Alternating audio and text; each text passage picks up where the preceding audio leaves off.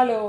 Super star Vijay Tamil Nadu മുഖ്യമന്ത്രി ആയതിനു ശേഷം നമ്മൾ സാധാരണക്കാരെ സന്തോഷിപ്പിക്കുകയും വിസ്മയിപ്പിക്കുകയും ചെയ്യുന്ന വാർത്തകളാണ് നമ്മുടെ അയൽ സംസ്ഥാനമായ തമിഴ്നാട്ടിൽ നിന്ന് നിത്യവും കേട്ടുകൊണ്ടിരിക്കുന്നത്. തമിഴ്നാട് കുതിക്കുകയാണ്. ഈ പോക്ക് ഇങ്ങനെ തന്നെ പോയാൽ തമിഴ്നാട് ഇന്ത്യയിലെ നമ്പർ 1 സംസ്ഥാനമാകുമെന്ന കാര്യത്തിൽ യാതൊരു സംശയവുമില്ല. ജോസഫ് വിജയ് എന്ന ഞാൻ എന്ന് പറഞ്ഞ സത്യപ്രതിജ്ഞ ചെയ്ത് അധികാരമേറ്റ മുഖ്യമന്ത്രി വിജയ് തൻ്റെ ഒരു സൂപ്പർ ഹിറ്റ് ചിത്രത്തിലേതുപോലെ ഹീറോയ്ക്കായിട്ടുള്ള കാര്യങ്ങൾ, ഭരണപരിഷ്കാരങ്ങൾ നടപ്പിലാക്കിക്കൊണ്ടിരിക്കുന്നതായാണ് നമ്മൾ ദിവസവും കേൾക്കുന്നത്.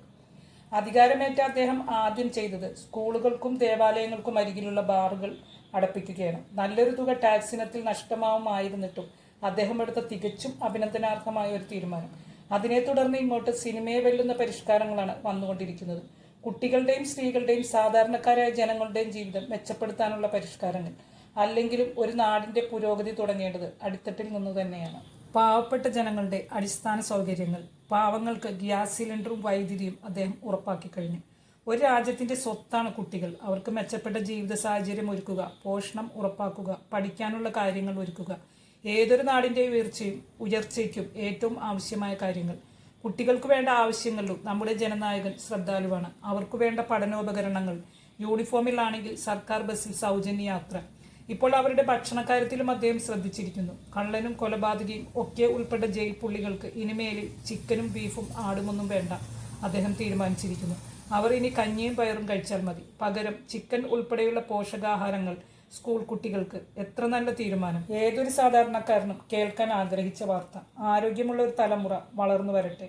എത്രയോ മക്കൾ വളരേണ്ട പ്രായത്തിൽ നല്ല ഭക്ഷണം കിട്ടാതെ ഇവിടെ വലയുന്നുണ്ട്. ആ കുട്ടികൾക്കൊക്കെ എത്ര സന്തോഷകരമായ ഒരു തീരുമാനമാണിത്.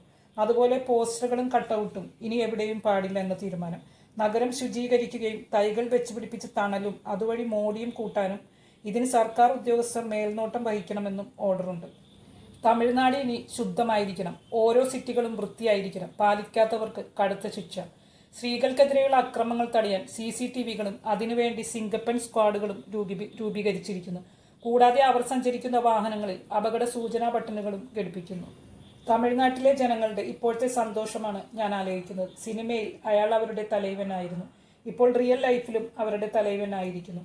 റീൽസ് കണ്ടിരുന്ന തമിഴ് യുവാക്കൾ ഇപ്പോൾ നിയമസഭയിലെ കാര്യങ്ങൾ ശ്രദ്ധയോടെ കാണുകയാണ്. കാരണം ഇപ്പോൾ അവിടെയുള്ളത് അവരുടെ ദളപതി വിജയിയാണ്.